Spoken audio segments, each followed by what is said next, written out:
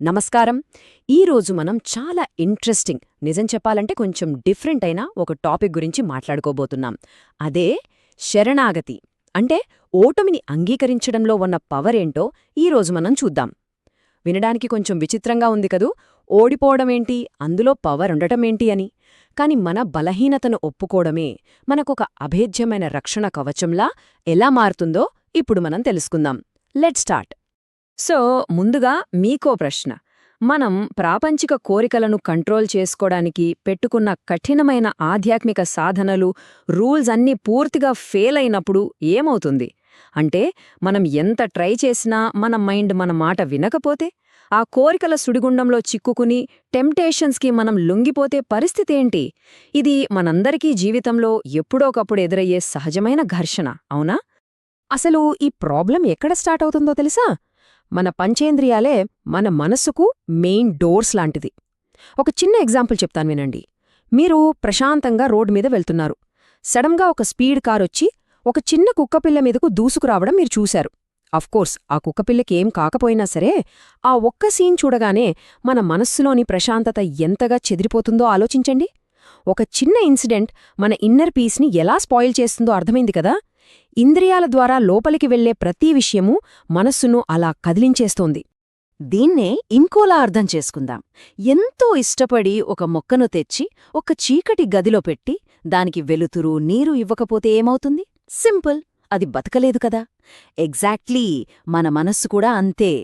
మనస్సుకు స్వచ్ఛమైన పాజిటివ్ విషయాలను అందివ్వపోతే అది ఆరోగ్యంగా వికసించదు.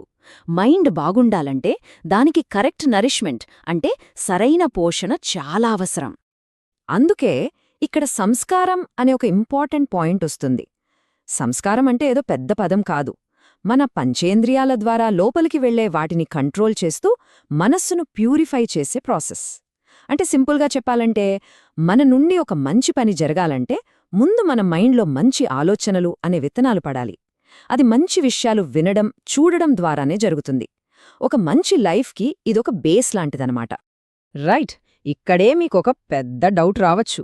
అసలు ఈ కోరికలే మన కష్టాలన్నిటికీ కారణమైనప్పుడు భగవంతుడు మనిషికి ఆ కోరికలను ఎందుకు ఇచ్చాడు?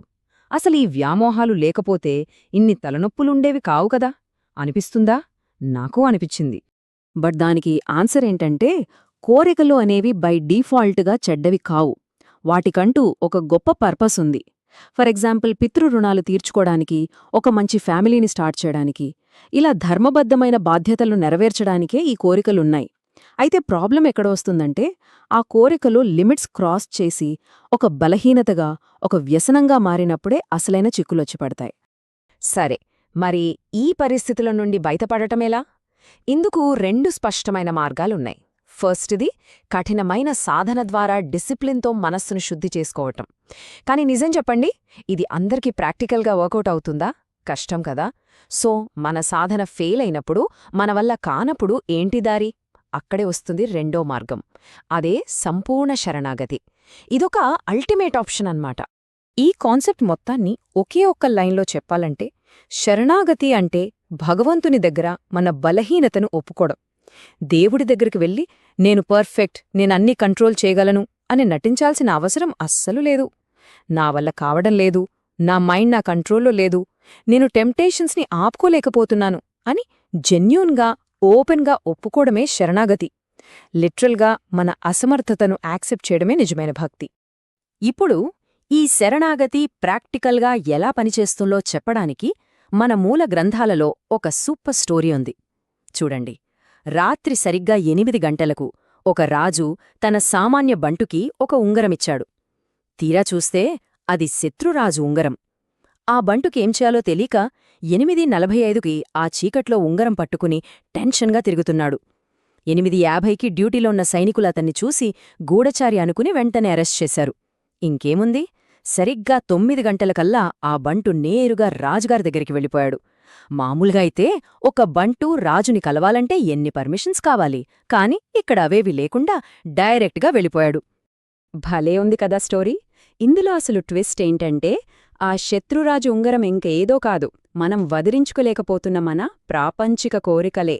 ఇది నాకు డేంజర్, ఇది నన్ను నాశనం చేస్తోంది అని రియలైజ్ అయ్యి ఆ బలహీనతను పట్టుకుని మనం భగవంతుడికి సరెండర్ అయిపోతే చాలు. మధ్యలో ఈ అడ్డంకులు ఏవీ లేకుండా ఆయనే స్వయంగా కల్పించుకుని మనల్ని డైరెక్ట్గా రక్షిస్తాడన్మాట. దాట్స్ ద మ్యాజిక్ ఆఫ్ శరణాగతి. దీనికి మన పురాణాల్లోనే ఒక పర్ఫెక్ట్ ఎగ్జాంపుల్ ఉంది. రుక్మిణీదేవి రాసిన ఆ అర్జెంట్ లెటర్ గుర్తుందా?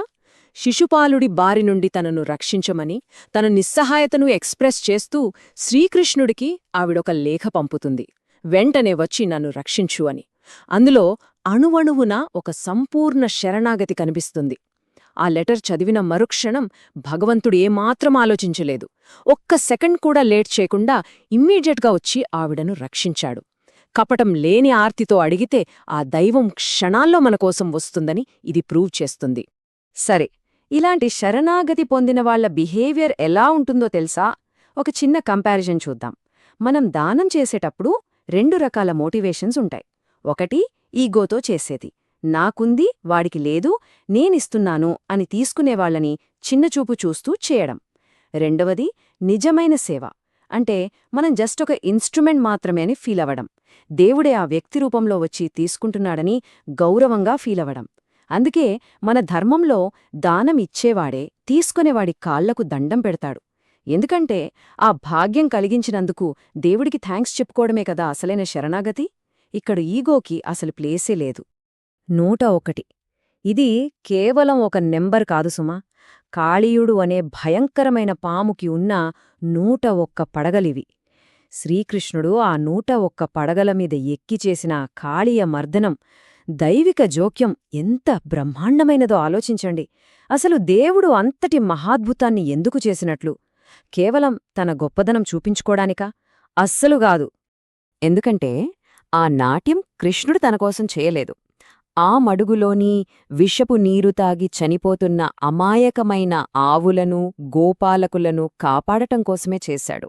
అంటే దైవానుగ్రహం ఎప్పుడూ ఇలాంటి నిస్వార్థమైన రక్షణ కోసమే ఉంటుంది.